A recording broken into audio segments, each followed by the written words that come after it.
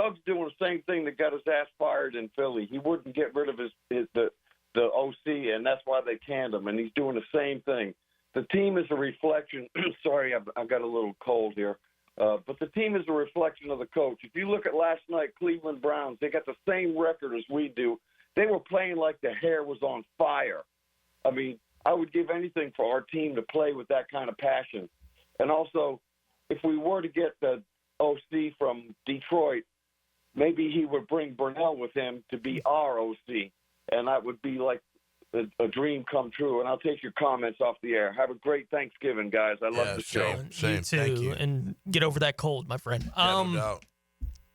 Yeah, look, I think Johnson's obviously a popular name for people who want to see the Jags fire the head coach and move on to the next guy. And there's been some kind of whispers. I know Pete Prisco has mentioned that Johnson may be interested in Trevor Lawrence. Right? Like that kind of thing. Sure. And I do think Trevor being the quarterback here, when you look at that compared to the jobs that are expected to come open, it's a pretty good selling point. Yeah. Right? Like it doesn't hurt you. You got a couple running backs too. Right. Like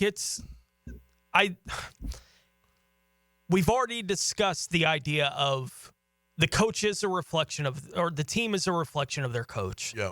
Right. And Doug Peterson, when he won big in Philadelphia, it's because he was willing to be the guy who just steered the ship. Yep. And he let the guys be the guys. They didn't have to be a bunch of nice guys in the locker room. Those guys were crazy. Yep. Right? Yeah. That Eagles team, that was a bunch of misfits. Right. And they put them all together, and he let them be misfits wherever they were. On the field, off the, he's like, whatever, they're winning. Who cares? You know, like, it's the way that he dealt with all that. They don't have misfits on this football team in that locker room right now, but they also don't have a bunch of guys that are going to get everybody in the room to fall in line with what needs to happen to win. Yeah, I think you got to credit Howie Roseman, their GM, because he knows what kind of player he wants representing Philadelphia. I mean, you know what kind of, Philadelphia is. But Jacksonville is the same to me. I mean, come on, we're blue collar.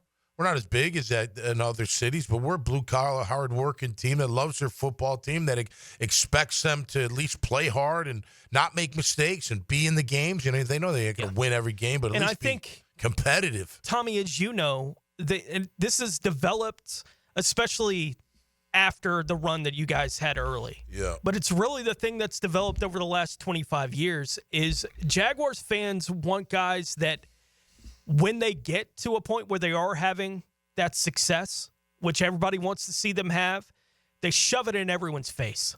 Yep. Right? Like they don't need their guys to be quiet about it. Right. When they're doing something. They want a bunch of guys on the field that reflect the attitude of the city, which is, you've been putting us down for 25 years. Yep. Take this, right? Like, that's what they want the attitude of the team to reflect, and they've had it for moments of time. In 2022, that game up in Tennessee, that was such a major game where they reminded them, this is the history of this rivalry. It's why the fans react to it the way they do. Mm-hmm. We need you to match that intensity in the game, and they did. For a day, it's Trevor Lawrence pointing at the scoreboard when someone's trying to talk to him from the Titan side of things. And when you see that the fans go, that's our guy. Right? Like, that's our guy giving it to those guys. That's what they want to see, is you be the group of guys that are willing to say, shove it down your throat. Right? Everything that you've ever had to say about this city, this franchise, this team. Right now, there's no space for that to happen. No. Because they're 2-9. But they haven't really carried – they certainly didn't carry it last year. No. They did a little bit at the end of 2022, but they certainly didn't carry it last year, and they can't carry it right now in 24. No, they can't. They can't. You know, back to Cleveland last night, I don't know what kind of coach Stefanski is. Like, I've never really heard about, him. But you look at all the veterans on that team, starting with Jameis Winston and how fiery that guy is. Yeah. You look at one of the best defensive players in the game, in Miles. You know, their defensive tackles, Tomlinson, he's a veteran. You know, Delpit's been around a little bit, If you can't get him up for Thursday night football against 8-2 Pittsburgh, what can you get him up Pittsburgh for? especially. Right. Yeah, so, again, you having veterans to help with that, I think's a big one. But no, you're 2-9, but look, this is what I want to see, and I know a lot of fans out there don't. But Tony, I want whoever's healthy, got to be healthy, to play, including my quarterback. Yeah. I want them to win every game. I don't think they will, but I'd love for them to go on a 6-0 run and carry that momentum into 2025. Does it hurt me in the draft? Possibly. It will. I don't look at the draft until it's draft. I mean, a lot of people do, but I don't want to talk draft during an NFL season, maybe towards the end when things are, 3-13 or whatever, and you're going to have the first pick in the draft. Yeah. I'm hoping we don't have the first pick in the draft. If we do, great. If we don't, I don't really care. Just want to show. I want this team to show some grit. I want them to show some fire. I want them to quit making mistakes.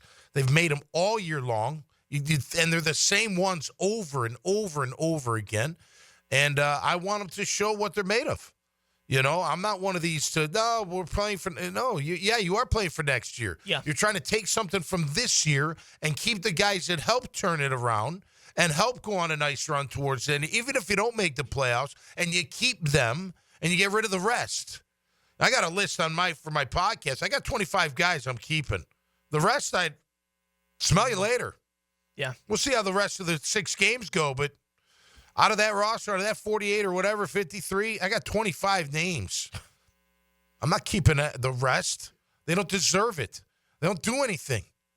Yeah. And again, I do put some of that on the personnel decisions, okay? Put your best players out there. When it's 25 of 53, yeah, like something's wrong with the personnel. If you really do feel that way, well, they're not doing anything. So why keep them? I'm with you. Like we've had the discussion about the 5 guys you'd keep on offense and defense. We had that, right. Yesterday was our question of the day. And on both sides of the ball, once I got past 3, I was like, okay, like I'll pick a couple guys, but it'll be half-hearted. Yeah. The guys that I'm picking at that point, and it's not that I think they're necessarily bad players. Like it's not that kind of thing. There aren't a whole lot of guys that I feel really good about as building blocks for the team. Hey, Mia here, and thanks so much for watching 1010XL Jaguars. For even more coverage of the Big Cats, be sure to subscribe to 1010XL Jaguars.